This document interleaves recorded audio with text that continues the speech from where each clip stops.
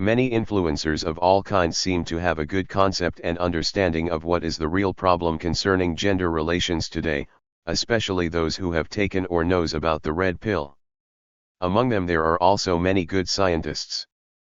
But few have presented any measures or possible solutions to these problems, neither they seem to have any idea of what it will look like in the near or far future. So, let me, an old Scandinavian boomer, do some speculations.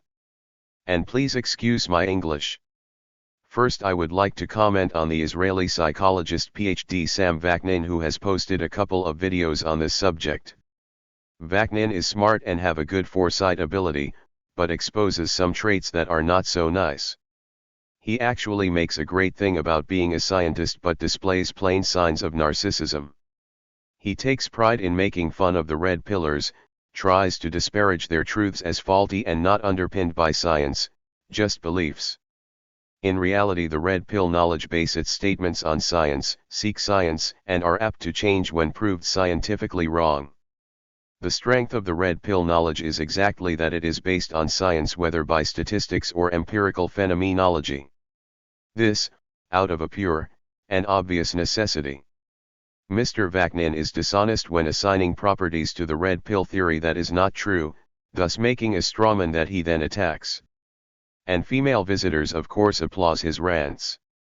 In reality, Vaknin and the red pillars are quite similar in the big picture, like for instance, females don't want alphas, or F-boys, correct, when they are a bit older, say 25 plus, but when they are 16 to 24 they feel no attraction to nice guys, also known as beta males, but to dominant jerks, which Vaknin misses out, maybe deliberately. Vaknin's conception of the future, though, is grim. If the sexes can't communicate, humanity may even go extinct. Another psychology scientist is Professor Dutton, the jolly heretic. He also has much fantasy and a good foresight ability. He is vivid, but personally humble. Dutton compares today's situation to the decline of the Roman Empire and makes far-reaching analogies with our Western civilization, and he talks a lot about, for example, dumbing of the gene pool, as in the screenplay Idiocracy. In light of this interpretation, the decay seems inevitable. All civilizations undergo the same development. Feminism may then just be a symptom, not the general cause, and the birth control pill and following female promiscuity can be seen as catalysts. This is also in line with the findings of Joseph D. Unwin, who published Sex and Culture in 1934. A cultural society can only be built up when founded on strict monogamy.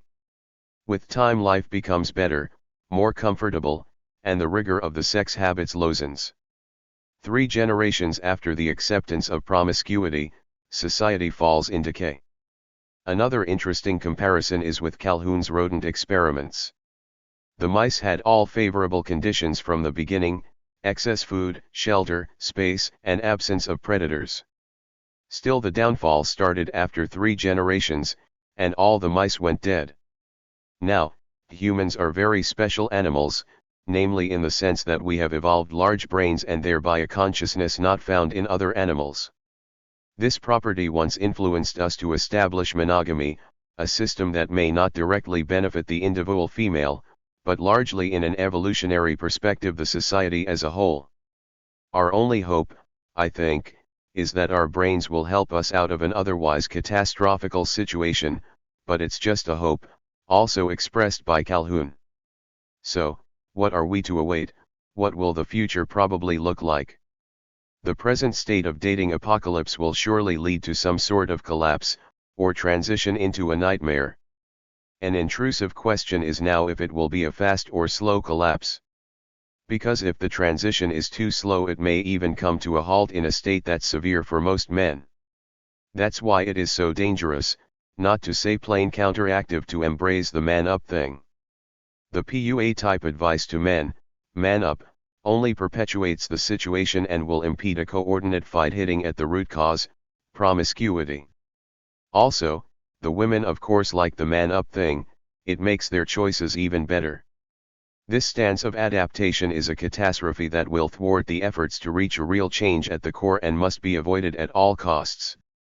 Now some words about the worst scenario, called the Great Sedation, by Thinking Ape.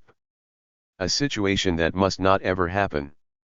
My view and fear of the Great Sedation is a harem-like culture where 5 to 10% of the dominant top guys have all the sex.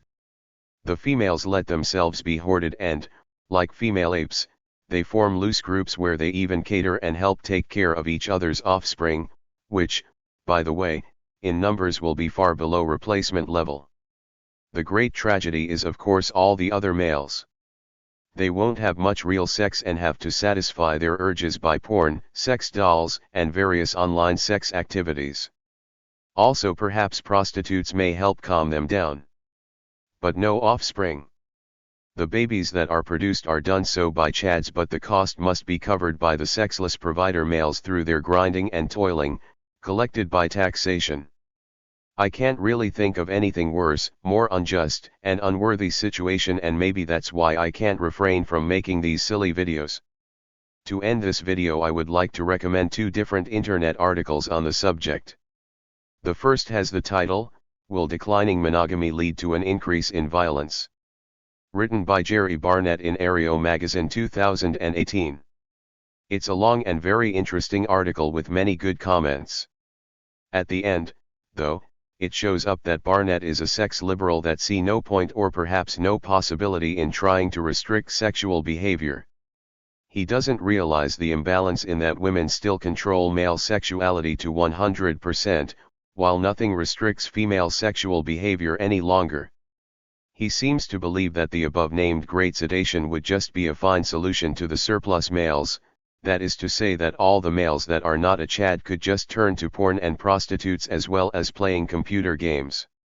The other article I suggest reading is from the magazine American Affairs, Volume 4 Number 4. Title is The New Superfluous Men, and the author is Alex Gendler. He doesn't provide any solutions, and maybe that's why he foresees a more dangerous world for us all. The only solution that would work, as for example suggested by Jordan Peterson among others, seems, though, unattainable and unthinkable since it infers some sort of restriction on female sex moral norms. I hope to later make a video on why monogamy occurred, and spread, and why it is superior as a sex culture. Remember, the adamant tenet. No hymen, no diamond. Bye.